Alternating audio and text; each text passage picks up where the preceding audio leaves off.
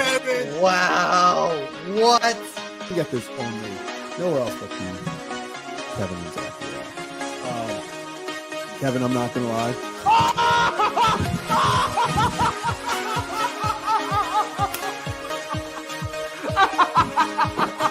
Now we're not. Look at this. A carved penguin. There it is.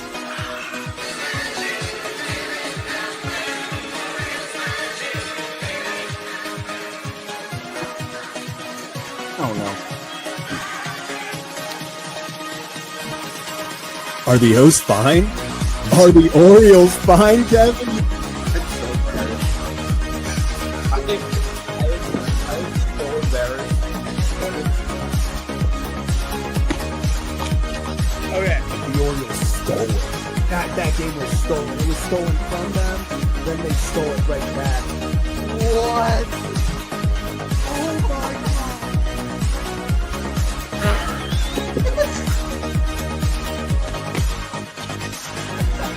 Wait, what's going on? What is happening? What is going? Was it a diving play? He bobbled the play. What is happening? Are they challenging it? No. Other wall. No. Kevin, I don't know what you saw, how much you saw. I've been chugging champagne. Sorry, I spilled a lot, but what a game, man. He will be the legendary Birdfish. How about that? Birdfish fans, stand up. We did it. What can I say? What can I say?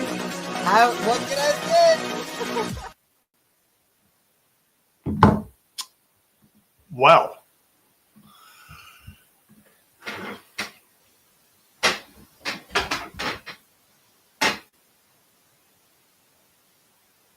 Can't say I'm surprised. Can't say I'm surprised. Not in the shortest.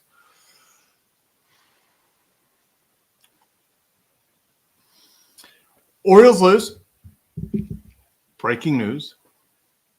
Orioles lose 4-3 or no 5-4 to the Milwaukee Brewers.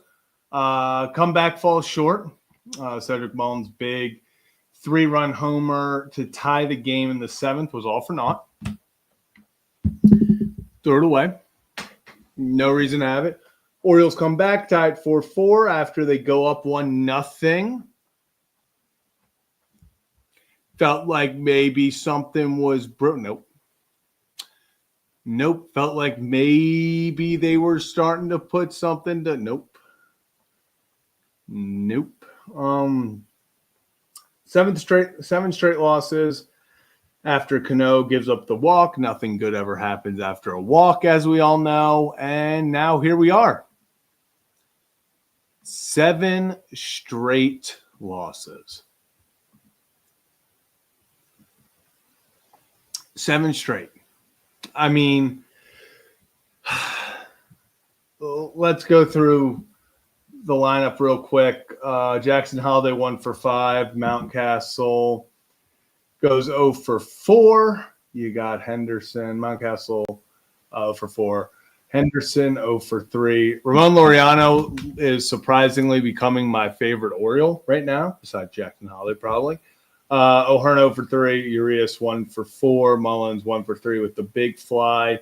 Also helped get on to try to make something happen there in the 9th inning with the walk. Dylan Carlson, in one of the best at-bats I've ever seen with his walk in the 7th. One of just simply the worst bunt. Like the most just – I don't even know. It just encompassed everything about it. It was the perfect encompassment of the Baltimore Orioles season. You knew what has to be done. Just bunt it and get the runner over. And it was the most non-competitive, automatic out, waste of an at-bat that you'll ever see. Just pops it straight up to the catcher. So as we get into it, this is Kevin and Zach React. Hit that like and subscribe button. Joining me is my co-host, Kevin Ostreicher. Kevin, 7 straight losses, not ideal. I'm not going to say that. Orioles 16 games below 500, only 15 wins. Also not ideal, but here we are. Anything good? You know, here's what I'll say. I am at peace that this is just a bad baseball team. Yeah, I kind of like I hear it in your voice too. Like it's just like it's numb. Like it is. They find ways to lose. They, it's the same thing over and over again, just in a different form. Sometimes the same form, if we're being honest. If I'm being completely real, the worst thing that could happen to this team is them starting to rattle off wins and then crash back down to where they are now. Because, like, let's be real about it. They are in such a bad hole right now. At this point, like, you might as well just, I'm not saying tank, but, like, if this season results in, like, the 19th pick or the 16th pick after all this suffering, these guys aren't going to give up. I'm not saying they're going to give up. They shouldn't give up. But they're bad. They're bad. They're going to have to sell guys. Like, I don't know, man. I mean, this is just a horrible spot to be in because you have 15 wins.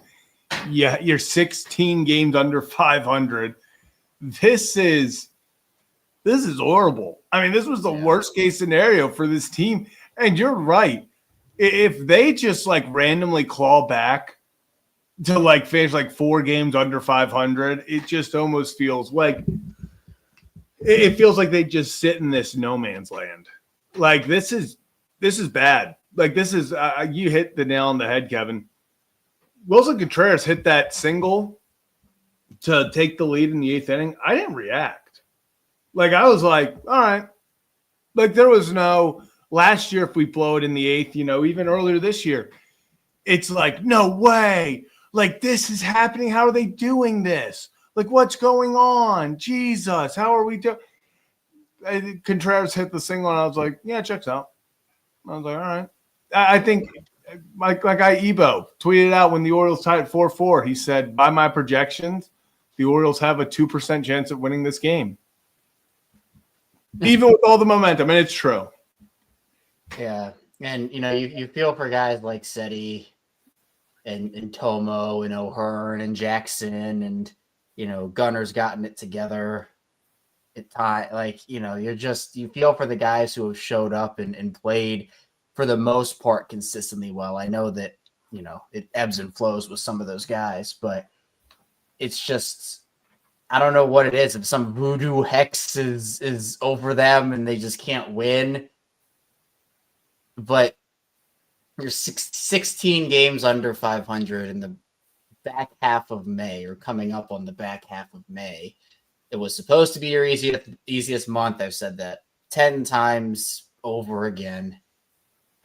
I mean, where do you go from here? The answer is your season is more than likely not going to go the way you want.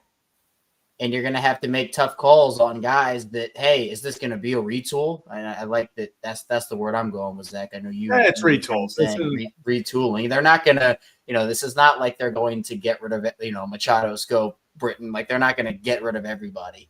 But something has to change here. Now, one thing did change, right? One thing did change, and that was, I guess, multiple because Tim Cousins is now also gone. But, one other thing. It's just, This is retooling is the correct word because you obviously you're not getting rid of anyone in the core. You're not getting rid of an Adley. You're not getting rid of a Gunner or a Jackson. Right. Any of those guys. If you're going to even a Westy, those guys, if you're going to get rid of guys, it's going to be, your 1-year guys, your Ciganos, your Setis, your O'Hearns, those guys, unfortunately.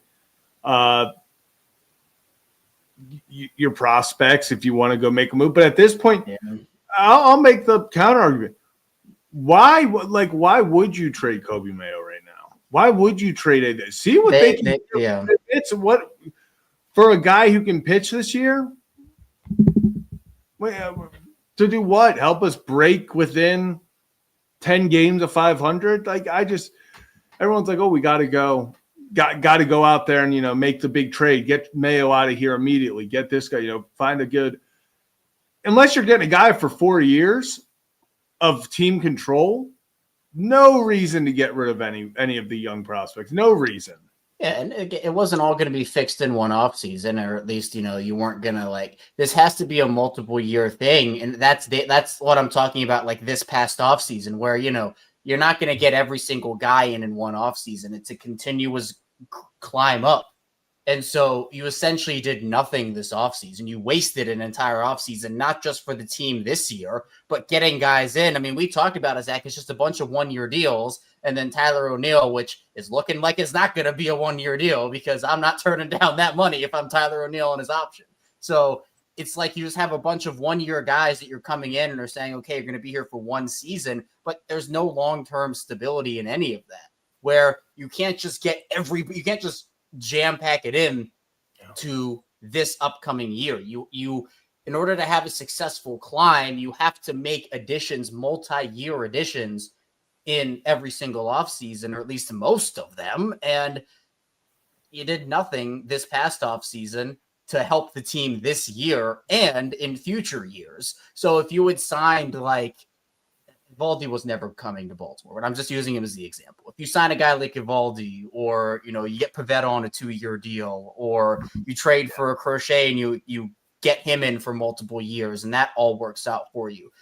That is a move you make this past offseason that will help you not just this year, but in future seasons. Now you're behind the 8 ball, not just because you are bad this season, but because now you have a bunch of other questions. And since you didn't fill any holes this offseason, you now have even more holes to fill this upcoming offseason because none of the other issues were addressed from this past year. And you're potentially losing Seti, O'Hearn, Eflin, Sagano, list goes on. That's the other. I mean, your two best signings this year were Ramon Laureano and Tomoyuki Sagano, both who will not be on this team most likely next year. They're on 1-year deals. Yeah. So it just feels like this is where, you made your bed, you got to lay in it. You didn't get, this, and I see John saying, the national media is having a field day with the Orioles right now. There are multiple clips a day. And there should be. Shows, 3 clips a show talking about it. I mean, why wouldn't you? We talk about it all the time. Obviously, we cover, from Baltimore area. But, how do you not talk about it right now? It's without a doubt, the biggest talk in baseball is the fact that these guys sit there and we're supposed to be this team to take. I don't even consider it a step because you've won 190 plus games combined over the last 2 years. These guys have proven it in the regular season. The only question was, can they do it in the playoffs? Well, now we're sitting there. Playoffs. And you're 15-31 and you're going, wait a second. So you took minimal risk this offseason in getting any big fish. You tried to nickel and dime your way here and there to make a roster to fill out holes. And now you got nothing. Now, like you said, your consolation prize is you have more holes heading into next offseason, and you got to do a whole lot more. It's not a good spot that the Orioles are in right now. And then look at the timeline, right? The Orioles are going to have 3 first-round picks this upcoming draft.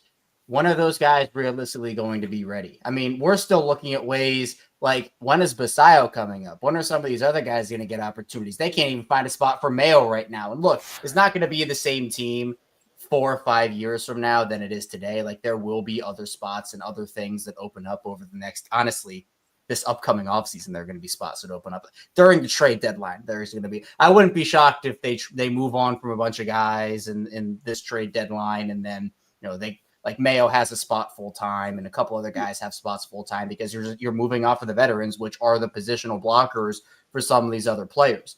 But, I just don't know what you do because what's next? Hypothetically, they move off of a bunch of guys at the deadline, right?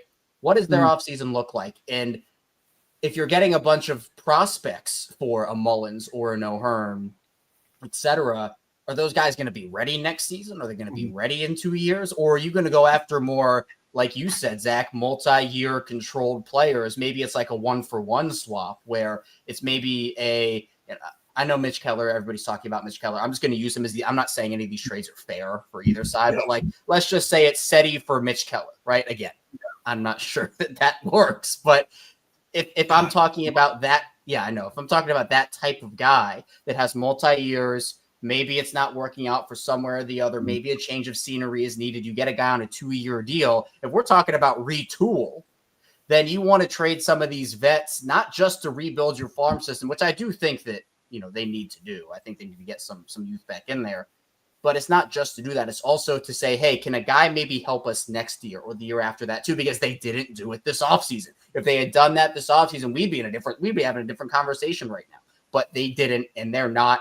This is the bet that they made. They have to lay in it, like you said. And now it just makes their job 10 times harder, because even if they had signed a couple of multi-year guys and it still was going badly, at least you can say, hey, we have options next year as we retool. We can maybe get a farm system. We can trade SETI for prospects only if we wanted to. Yeah. I feel like in this scenario, if you want to really kind of take a step back this year and then try to get right back to where you were in 2023 in the first half of 2024, you're going to have to trade SETI and O'Hearn and some of these guys for guys with team control, because they didn't do that this trade deadline last year. Outside of Eflin and Soto and Dominguez, it was 1+1 for the most part. Was you have a guy for that end of the year, and then all of this past year, or this year now, and then they're gone. I'm saying, like, hey, if a guy's on a 3-year deal, you get 3 years of team control, even 2.5 years of team control, you bring that guy in, because a retool looks a lot weirder to me if you just trade all these guys for AA, single A, 19-year-olds, right? Like, that to me is my thing. Yeah, you can't, it obviously you have to give up talent to get talent, that whole thing. And, if you're trading with the contender, they might not necessarily want to give up MLB ready at the moment talent that can help them. But you're right. You can't go into this quote unquote retool and be like, okay, we're going to trade these guys for a bunch of high upside guys in single A. That's a rebuild. If you want to go out there and tell me, hey, we got a bunch of maybe not top prospects, but guys that are going to be in the Orioles top 10, top 15 prospects that are sitting in AAA, that are sitting, we get some pitchers, we get some guys that you feel comfortable. And, if you get 2 or 3 Cade Povich, Chase McDermott level arms, you tell me you're not happy with that, you can then throw them out there and see which one works. See which one can take that step, hope 1 or 2 work out. Then you're looking at something different. But I completely agree. The last thing they can do is, I'm not going to say when they are sellers at the deadline, last thing they can do is be like, hey, we're doing all this to get some single A guys, some guys that can help us down the road 3-4 years. It's like that we need guys who can help us next year. Like this, the window is still to compete in this window. And then the question outside of that, and, if you're watching along with us, first of all, appreciate you. This is Kevin and Zach React. And, it's been a rough year. Zach and I have been holding strong here. We're going to continue to do so. Hit that like and subscribe button if you do want to vent with us or follow on Twitter. I guess we forget. I forget we're live on X sometimes. Hit that. Follow us. If you're with us there as well, appreciate you for tuning in. But if you are with us either on YouTube or on Twitter, and I already know the answer to this, Zach, it's obvious. The next question becomes, do you trust Mike Elias to be the head guy during the 2025 trade deadline? Do you think that he is the one that should have the keys here? Or if he does, is it the guy that you want to have at the helm for this upcoming offseason when you are trying to go through a retooling of sorts? Because if it doesn't work for Elias and he makes moves and he gets guys in that he wants, and then it doesn't work again, and then he gets let go, well, then the new guy coming in is going to have an even bigger mess to untangle. So look, I think that Elias will be in charge during 2025 deadline and during the 2026 offseason. Now, do I think that's the right decision? I don't. I think that him and Hyde should have been a package deal, and I've been saying that. So you can't fire a manager or a GM mid-year. Like, that's what I'm saying. Like it should have been that way, but Like it's not going to happen. They're not going to do it. Like that's Elijah's going to be in charge for this trade deadline. Now, I think the question becomes if this team does finish dead last in the AL East, if they do finish bottom 2, 3 in the AL, I think you do have to, make a move there just at the GM position. And I don't think it's one of those things where it's, I don't want to call it necessarily a package deal like you do, Kevin, but it almost does feel like that as like, hey, this is an all-on Hyde. There's a lot more on Elias. And if these guys that I just dropped I just kicked my leg. Yeah, right over there. Show goes on. Kevin, we're all out of sorts. I'm like the Orioles over here. The Orioles have you scrambling. They have me scrambling, Kevin. And it feels like, but that's what it would feel like if you tried to move on from your GM this, midseason. It's a scramble. And I think they have to, he's going to be in charge at the deadline. The question becomes if this team genuinely starts, free falling like they have or continues to free fall like they have. It's hard for me to sit there and be like, yeah, Elias, with his track record, it would be hard for me to sit there and be like, Elias is the guy I want to go out there and sign a big name free agent that I want to have in this thing because he hasn't shown it. And Kevin, I know we're talking about Elias right now. Can I tell you the biggest thing that kind of grinds my gears? And I see people talking about this in the chat. I've seen it all over Twitter. Mike Elias has not spoken to the media since he fired his manager. Yeah. Neither is Rubenstein. Like, I agree. That's weird to me. Everybody else has. If you fire your manager, now I'm not going to say Rubenstein should have spoken. If the owner wants to talk, the owner wants to talk. That's what the GM should have to talk. Yeah, the owner is a lot like. Yeah, the owner you would like it, but you kind of understand what's. Yeah, like if I'm not up in arms about Rubenstein. I know some people like Rubenstein needs to be speaking for the media. He doesn't. He doesn't. The guy who needs to be speaking is Michael Lasso.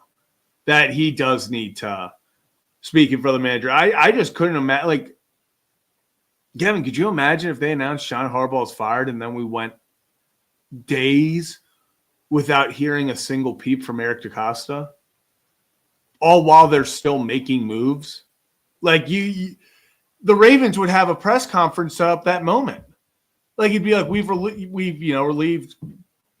I'm sure it would be mutually split with Harbaugh, and then it would be there's a press conference at X time where it would probably be Bisciotti and Eric DaCosta speaking. Here, we've gotten Adley crying. We've gotten Gunnar upset. We've gotten every player and their mother speaking on it, but not the guy who made the move. That's one of them that rubs me the wrong way. I don't like that Elias has not spoken about firing Hyde. I feel like that's you got to come out and say something. Like anything. I don't care if Eve even just makes a blanket statement and answers layup questions of, hey, we had to move in this direction, whatever. Give a PR speech. I don't care, but you have to say something. Definitely, the statement is one thing. That's just a PR, the whole that's natural and that's what happens. But, it clearly messed up a lot of the guys in the locker room. And that's not even just, you mentioned Adley Gunnar, but like, it's not just the young guys. Like, Seti talked about it and Gibson and Morton, guys who felt like they were part of the reason why a guy lost their job. And that was really hard for a lot of them. And, it doesn't have to be this elaborate, like hour question and answer with the media, but here we are, they're adjusting to new change. And, for a lot of these guys, it's not all of them, but for a lot of them, especially the younger guys, it's their first change like this. And it's tough. And, they're put out there in front of the media in vulnerable moments, and they have to answer questions. I think as the guy who was involved in that decision, it's, it's important for him to go beyond the general PR statement that was put out. So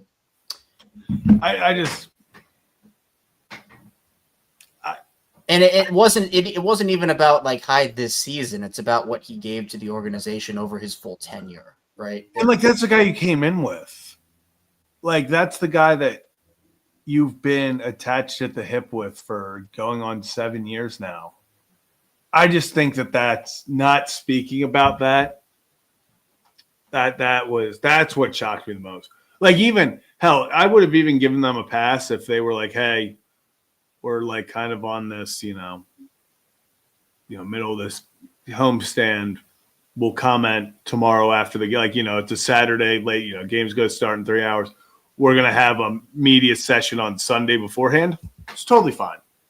People would get that. If you were like, hey, Michael Ash will be speaking to the media prior to tomorrow's game to talk about Brandon Hyde's, firing, no one would have cared. It would be like, all right, like, yes, these guys speak on it. Radio silence. And that's what gets me. Real fast, too, just want to shout out Walter and get to some super chats. Walter, appreciate you. We're 15-31. Why is Dylan Carlson on this at this point? Beavers are fading. They're going to trade him. Yeah, I would love Beavers to come up. I really would, I think. But at this point, we have enough lefty outfielders. I don't know where we would put these guys. I'm changing my middle name to Times. Also appreciate you, Walter. So you hear this make me say every night, WTF. And, it's what it feels like you say. And then, Jason, appreciate you, new member. It feels like that, Kevin. It really does. It just feels brutal. Also, I still am getting used to Tony Manzolino being the manager. Yeah, very weird. Because they were like, they reported, they're like, Tony Manzolino said that Colton Cowser is starting his rehab assignment, faster than anticipated or something. And my initial thought was legitimately, why the hell did they ask Tony Manzolino that? Like, I was like, they asked the third base coach about a rehab assignment. And I was like, oh, he's the manager. Okay, yeah. I was like, I literally was. Also, fun fact, found out tonight that technically it's considered a promotion to go from first base coach to third base coach. Because they were talking about Tony Sanders. They were like, yeah, Tony definitely has the resume to get the promotion to third base, but they didn't want to switch up more things, so they just gave Buck Britton it. And that's when I found out, I was like, damn, I didn't realize that they were like, I'm just a first base coach. Like, I'm hoping to get to third one day. I was like, I thought you were just kind of like, hey, we need someone to coach first. We need someone to coach third. Yeah, I thought that you were like in that spot. Yeah, like I just thought it was like something like my guy, Wayne Kirby, like all the time. We're like, yeah. At no point was I ever like, oh, I hope Wayne Kirby could get to a third base manager one day or third base coach one day. I was just more like, yeah, I know. I just thought he was a first base coach. Yeah, I thought he was a first base coach. Like, you don't expect Todd Monken to go to defensive coordinator. Yeah, like I never really thought like, okay, these guys are just switching. You know, I was like, all right, one of them is on third, and the other is on first. Like, I didn't realize that there were like promotions. Like one of them was like, I'm sending guys home. The other is just Wayne Kirby. Absolutely. Honestly, shit ain't been right since Wayne left. They need to bring him back. I agree. What's Fuji up to these days? Can he coach? Oh my god! Actually, let me look up. What is Shintaro? Is he in the minor leagues? Let me see. He is. I'm sure he's a free agent. Oh, he's in the Japanese pitcher. He's in the Mariners organization.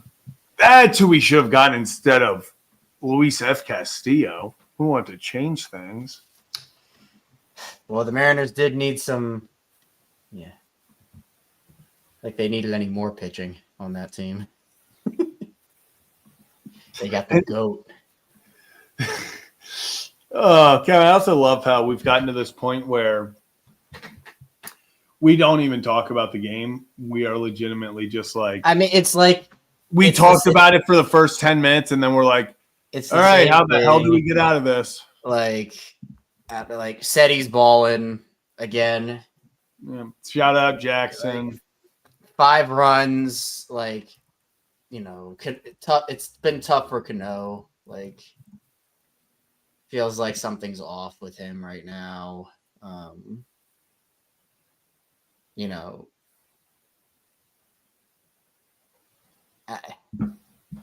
is Ramon Laureano the greatest outfielder in Orioles history?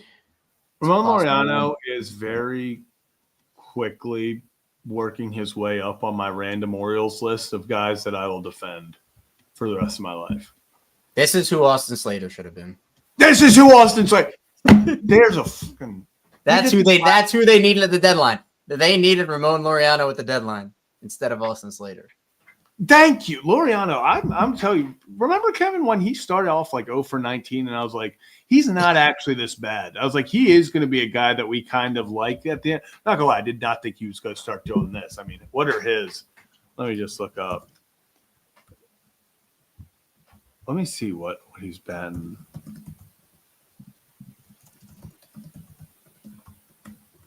Let me see. What are his last 15 games? I don't even know if this is going to be that. Damn, he's batting 333 over his last 15 games. They just need 8 more Laureanos, and they're gonna come all the way back. Listen to a tweet. What's his last 20 games? He's batting 302 his last 20 games. Jesus Christ. He's balling. Jackson Holliday, Ramon Laureano, Cedric Mullins, Ryan O'Hearn. Just double that lineup with one gunner, and you're living large. In his last 11 games, Ramon Laureano's batting 395 with an OPS of 1. Nick, this is genius. No haters, only Lauria lovers. I love it. Yeah. And this here is from Sam. I just realized they have to go 66 and 50 just to get to 500 on the year.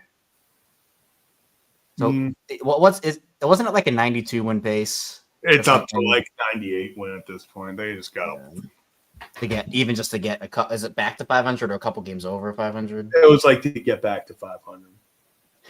Yeah, but I mean, this is what I'm talking about. Where like you can't even think about winning series anymore because you're only one game better than you were at the start of it. You have to sweep teams, and how confident are you that if they swept the team? I can't even remember if they swept the team this year. No, they haven't won 3 games straight. Remember? Oh, that's right. They have not swept the team since like July before I met you. It feels like. I think it was July. Which was only like a year ago. Okay, Kevin, it's been almost 2 years. That's like a year. Well, okay. Well, I try. You got to get dramatic effect, all right? You got to. No. Kevin, I'm going to toss the link in. Yeah, let's do some call-ins. Let's get it rolling. So, call-in link is now officially live. Get some call-ins before we head out of here tonight. Talk about this Orioles loss or anything else that you want to talk about. Just anything. Joey Ortiz going to play tomorrow, you think? He better. I miss Joey Ortiz. Brewers fans would gladly give him back, according to what they're saying online. So. Really? Are they toting on him? He's not playing well. He's hitting like 170. Oh my God, Joey! I gotta look up his stats now. Yeah. He's batting exactly 170. Oh my God! Don't hate on my man. Don't hate on him, man. Let's move on to our first caller. We're in Arkansas. Joe, what's up, my man? What's going on, Joe? Hey, guys, they're competing in the late innings. It's a start at this point, Make the game just innings 7 through 9, and they're going to be undefeated. The bats are starting to come around. I mean, 2003, who won the World Series? Anybody know? Oh, you're dating me, Joe. Oh man. I know. Zach knows. Just look it up. I was gonna say Marlins. There we go. I was gonna say what did the Marlins do after Game 38? They fire the manager? They sure the hell did. There's hope, gentlemen. There's still hope. It's small. Well, I'll tell you what, it is definitely not impossible, but they have a long way to go. A long hill to climb here. You get Tony that first win, and anything's possible. Yeah, I feel bad. He needs that win to come here. But that's all I got for you. We got the SEC Player of the Year in Arkansas, so that's a good thing. And we start the tournament on Friday. So let's. Yeah, it's Brie Ellis, right? No, that's softball. That is, but yes, she also was the Player of the Year. So that's so both, yes, all right. both sports. I know my both stuff. sports. All right, there we Baseball and softball. I listen. The softball team is moving on to super regionals against Ole Miss next week. So, Ooh, boom. Let's go. Some positivity here tonight. Some positivity. Let's do it. And hello, AJ. I love you too. Okay. Awesome, Joe. Well, appreciate you calling in, man. Still perfect on the year, right? Still perfect? Yeah. We're still running it. Let's go. All right. Appreciate you calling in, man. We'll talk soon, all right? Talk soon, Joe. All right, Joe.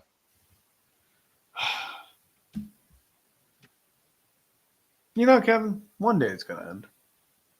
The suffering. Is it? Have we not said that? You know, we have said that for a while. You know what? Good positivity. I'm proud of you. Good positivity. I just, you know, at this point, we're just,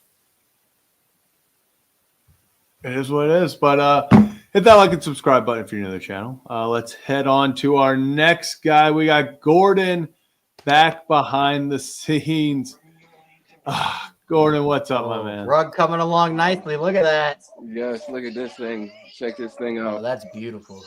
Thank you. Here we go. Yes. Oh man. Do y'all see that thing at the bottom? I'm only calling in on O's wins. I'm tired of it. No, Gordon. Yes. Look, and it's crazy because you said no, because it seems like it's far fetched. I only talk to you guys probably like twice every 2 weeks. It seems like at this point. So we barely see each other. Man, we're gonna miss you if that's the case, man. Hey, look, I'll still watch, but too much. I just can't with this team. It's just like, man, at this point, do you honestly feel like as the deadline comes along, do y'all feel as if the way Elias handles things, do you feel like he'll, like you call it, retool and try to get some pieces, or do you think he'll just be like, man, let's just rebuild this thing? Obviously we'll keep Gunner and Adley, but do you honestly think that he'll, quote unquote, retool, or do you think he'll just say F it and just, rebuild this thing, knowing him? I mean, I feel like he has to do. It's honestly probably going to be a little of both. My worry there is that he's going to try to dip into both pools, and he's going to come out of it with, like, you have some promising guys and then like one or two that can maybe help you. But the problem with what we saw this past offseason, like I was talking about earlier, is like you had opportunities to get guys under multi-year contracts that could have helped you next year, but there's just a bunch of one-year deals. And then Tyler O'Neill, which is just, that's not looking good at all right now. And, he's probably going to opt into that. So, I mean, I think that it's a slippery slope because you do want to get value for these guys, but the problem with trying to retool at the trade deadline, or at least get pieces to help you with that, is that other teams aren't going to trade winning pieces because they're trying to get that final piece to propel them. So in their mind, it's like, well, why would we trade you somebody who is helping us win now when we are trying to get your guy to help us win now? So I think that the happy medium there, and, maybe it's not a happy medium, but what you got to do is find a guy that might need to change the scenery, who maybe has worn out his welcome in a certain ball club that still is semi-good, but just doesn't have a spot on a team. Maybe they have like we talk about the Mariners all the time, like, they have an excess of pitching and those guys can help the Orioles. They need bats. Like, that's the type of thing where it's a good player, but it just doesn't fit on that team. Plus you also have to try to figure things out in terms of, it's honestly probably a bad comparison, Gordon, but kind of what they did last year at the deadline, where they traded a bunch of prospects to get Eflin, but then they moved guys like Austin Hayes and some of their other guys to go and get other pieces to try to help them win. So it's going to be some level of like trying to get teams to dip into their prospect pool and then trying to get a couple of vets So it's probably going to be something like that. But At what point do you think the Orioles are going to have to get to actually like push it with going like with trades, like to actually gain pieces? Like what do you think the minimum of like being below 500 would be, or like do you think at least even if we do get to a certain point, do you think we'll still be on the focus for next year? God, they'd have to turn this thing around quickly if they wanted to focus on this year. They would have to go on a streak up until July that is few have rivaled. I mean, I would have to say they'd have to be within – I'm not even going to say within 500. They'd probably have to be 6 games within the wild card, Yeah. And that's not looking great. That's not looking great. They'd have to show something. And I'm not necessarily sure that it's possible. What I would love for them to obviously make a run and get to that point, but it would be very hard if they are still. And look, this is what I say. I feel as if Adley needs to be, once Adley gets, to a point, he is this team. I don't want to, I know, Gunnar is a big part of this team. Holiday is a big part of this team, but I honestly feel like, Adley needs to be the guy, because you remember when he came up, that team was on a 7-game losing streak, and then we came back. Adley just brought this swagger to this team, and then when did we start falling back last year? When Adley started slumping. It's like when he does good, this team does great. When he doesn't do good, this team he just needs to get great at this team, and then all of our problems will go away. It's just that simple. I agree. Kevin, that's all you. I mean, to me, I think that in order for them to fully hit this, it's not going to take that much longer, but they need to extend it to the deadline, because the thing with the deadline is if they try to move off a guy, and we rarely see trades happen early in the MLB, sometimes it does in certain circumstances, but you want to try to get everything you can in this spot. But the difference is, if you truly feel like you're going to throw money at Eflin this offseason, or if you're going to sign Sagano to an extension, or if you want to bring back Seti, that's a decision you have to make, and then you have to stick to it. If you don't trade some of these guys because you say, okay, we're going to retool a little bit, we're not going to trade everybody on 1-year deals who might leave us in the offseason. You have to be absolutely sure or get these guys under contract, because the worst case scenario to me, Gordon, I don't know if you feel this way, but I'm kind of done with the first round pick conversation, letting guys go, and you get all these competitive balance and extra picks this. That can help in the long run, but you're playing a dangerous game if you try to balance out longevity with a competing team when you're in this particular spot. If you already have a strong farm system, you continue to add to it. You already have a competitive team with vets. That's fine. You can certainly play both timelines. But for this Orioles team now, you have to be certain that some of these guys are going to re-sign with you, or else it's just going to be who cares if they have 3 first-round picks? Yeah. It doesn't. And what does that tell the fan base? That's how I feel about it. Would y'all be content with us doing nothing and just saying, hey, this was a messed up year. We'll worry about the offseason and, hopefully retool this team, maybe sign Seti, maybe let O'Hearn go or something. But would y'all feel fine with that, or would y'all want to at least try to get something for hopefully next year at the trade deadline, or just, get some more retool basically?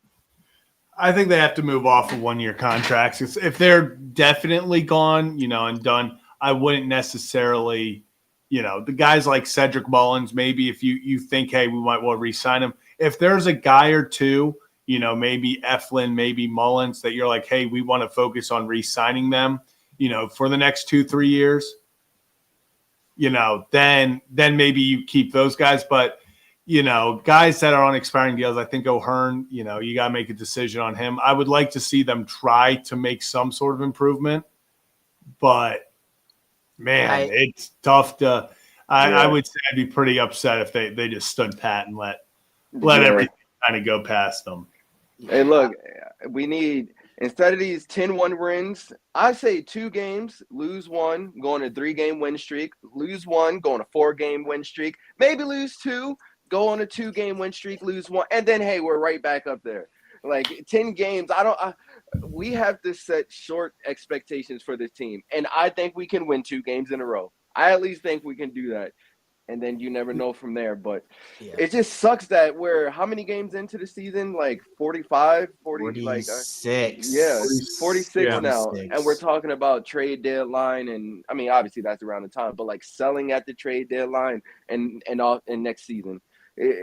I wish we could be talking, having better conversations, and that's why I want to call in on O's wins. At least I know a win is not going to change anything, but at least the tone will be different. You know. It's just it feels like the reason we're doing it is because it's something to look forward to, because it doesn't feel like there's a lot to look forward to right now with this team. So I mean, my thing is that, in my opinion, just to answer your other question, is I think they should probably trade O'Hearn away. I think they should definitely look at deals for Mountcastle. I mean, just see what you have in Mayo. Like that, if the season is lost, and it's looking that way with each loss, I mean, just Mayo's value right now is not very high, in my opinion, because the team is just yanking him around. I'm sure he's not happy about it. Like, just see what he is. I mean, his value, honestly, in my opinion, can't go much lower in terms of like he hasn't really performed at the MLB level, because they're sending him back down after like 2 weeks or 3 weeks every time he's up. It's not enough time to get a guy in a groove. So I would clear ways. Like, I think that if they decided not to trade Seti and sign him to an extension, I'd be okay with that. If they decided to sign Tomo to a 2-year extension and move off of Eflin, if they think he's going to get this massive deal they don't want to match, then like I can see that being a scenario. But I think definitely you should free up a spot for Mayo just to see. And I think you can get value for O'Hearn. And while Mounty's value isn't like super high or anything like that, I think that maybe you can get a guy who can help you in the next couple of years for O'Hearn. And then maybe you can trade Mounty for a lower level mid-tier prospect or two. Like, I think that that's what you should be doing if your season is truly lost. And again, like with every loss, it just feels like they're digging that hole deeper and deeper and deeper. So I'd be fine with them bringing back Seti. His value is sky high right now. So if they can get a guy that can help them, I would certainly be on board with that. But I can understand their thought process potentially of, hey, this guy can help us. We're not going to just completely sell off everything and rebuild in a retool year. You want to try to get what you can for some guys, but if there's a guy or two on the current roster do you want to re-sign, then do it. But just don't let the guy walk for nothing or a first-round pick. That's my big thing. Yeah, I think it's not like NFL where we get Mekhi Starks. That's his first name, right? Mekhi? Like, or Malachi. Malachi Starks. And it's like he's going to be impacting us today. Like baseball, you need time. Like look at Enrique Bradfield when he got drafted. It seemed like yesterday, but that was 2 years ago, and he's not even going to be nowhere near ready to touch the field for years. And it's just like these picks just are not it. But the last thing that I'm gonna say is, I think the problem with the Orioles is that they didn't get a rug from me this season. I think that's the problem. It is. If you think, not even if you think about it, I wrote this down because it's true. The first year that I gave Lamar his rug, he won MVP. And when I gave Gunnar his rug, he was in the MVP conversations, all-star. He had a heck of a first year. Jalen Brunson, the first year that he got a rug for me earlier this season, before the season started. Look at where he is now, farther than he's ever been. Who else? CJ Stroud, Rookie of the Year. What else? First playoff game that he's won. And it's just like, and then Jack Jones, the day my rug came to his house, he got 2 picks on Christmas against Jack Jones. Against what's the name? Patrick Mahomes. So my rugs have good track records. Trust me, they really do. So. All right, I need you to make one for Nikola Jokic next, so Nuggets can win the championship again. Yeah, hey, look, I know that had to be hard. I had $20 on the Nuggets losing. I'm sorry, I just kind of wanted the Thunder to go. It was rough, but you know what? It was inevitable. They had like 2 healthy players and no bench. The fact that they fired their coach like 3 games before the season. And Murray just wasn't helping out either. Bricks. It was tough, but just. Not meant to be. Zach's a Grizzlies fan, so at least we can suffer together. Nuggets and Grizzlies. It's just like, really? Okay. I mean, I guess I understand. I wanted to be cool. All my friends are Wizards fans. I didn't want to be a Wizards fan. I wanted to be another fan when I was younger. So Yeah, you don't need that pain right now. That pain is unbearable. So you kind of lucked out. At least had some playoff help this year. So yeah, hey, you know what? So that's the next assignment.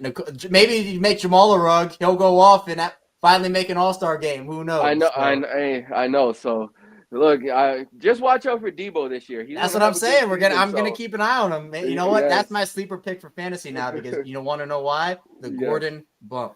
The Hey, Gordon look, boost. That's what we're talking about. I need to make that more known out there because it's true. It's literally true. So I love so it, yeah. man. I love it.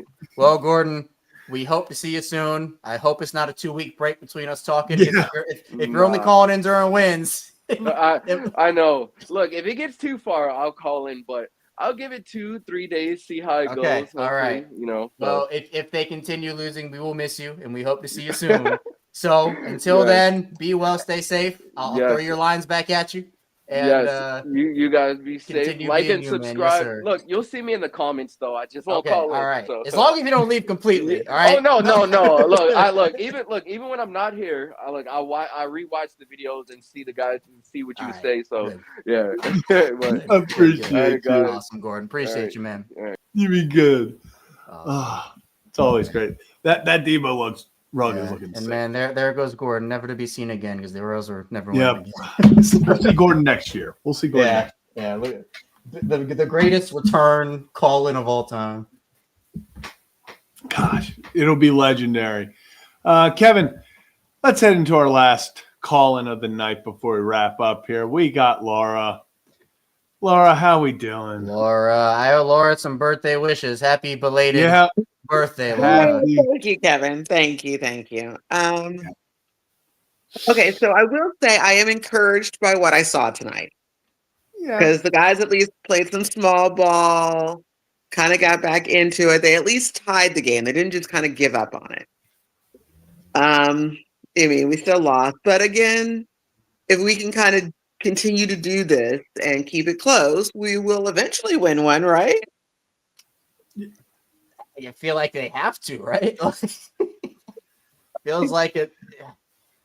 Although Yeah, they've but been saying you that see- for the past however long now. You see the tagline there. It says, "Sell, Mortimer, sell." You're getting rid of everybody. Nobody's safe. I don't know. Have you guys seen Trading Places? I I keep forgetting how young you two are. you know my movie track record, Laura. It's not great. So, and the reason I say that is because over the weekend, the Dodgers got rid of two guys that they've had on their team forever, Chris Taylor and Austin Barnes. And they're like, look, we love you guys and sentimentality and loyalty and everything else, but you're not producing. We got to bring up the young kids. Yeah. And that's what the Orioles need to do at this point. Somebody's got to get DFA'd so we can start bringing up the young kids. And like you said, let's see what we got. Let's see what they can do. And that's how I see this starting to play out for the rest of the season, because that's really only Mike Elias's really way to kind of try and save his job is to bring up these young kids and hope they perform. Because he's holding on to all these little prospects. Yeah. So bring the prospects up. Let's see what they can do.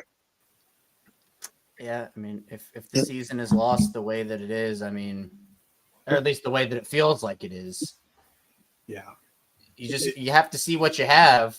That's what he's saying. Is clearly guys aren't working. Like what you got going right now is not working. So what you don't have to. What harm is it going to bring them Yeah. up? And what's the risk of this guy doesn't produce, the guy he replaced wasn't either.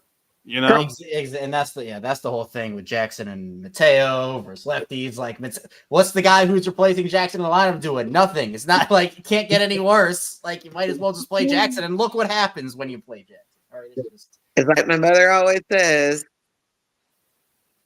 you don't ask, you don't get. And if you do ask, you might get. So we might as well just bring them up, ask, what can you do? And we might get something. Yeah. And if we don't get, we're no worse off than we were before. Yeah. At least you'll know. because right now we sit in no man's land. Exactly. Mhm. That's really all I got because I'm exhausted. I've been studying heart things all day today. I have an interview for a nurse, what they call nurse extern, which is what you can do while you're still in Okay. nursing school, on a cardiac unit tomorrow. So I'm trying to get all my cardiac knowledge Oh, right. up to speed. So wish Good me luck. luck. I may or may Good not luck. be back in time for Ryan's show tomorrow. So Okay. Well, We'll see. regardless, Good hopefully luck, it goes Laura. well. Yes. Awesome. that's all I got. I'm tired. It's 11:30. It's going on Yeah, midnight. it's late. It's late. Yep, for sure. We Well, Laura, appreciate you. appreciate Good you luck coming in. tomorrow, and hopefully we'll get Yep. to see Good you luck. after then. Thank you. Good luck, Laura. We'll see you. All right.